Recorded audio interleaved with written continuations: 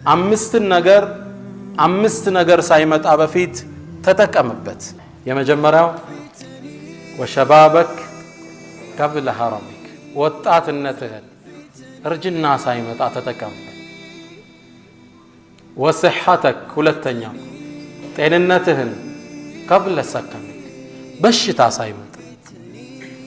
ወፈራገክ ነፃ ጊዜህን ቀብለ ሽጉልክ ቢዚ ሰዓት አሁን ተጠቀም። ተርፎ ጊዜ ፈርደህበት ትገላለህ እንዴ? ጊዜ ሊገል ይላል እንዴ?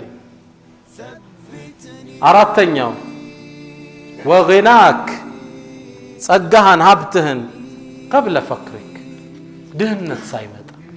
የመጨረሻው አምስተኛው ወሐያተክ እድሜህን ዱንያን ኑሮህን ቀብለ መውቲክ ከመሞት በፊት ተጠቀምበት የሚሉ 5 ነጥቦች ናቸው።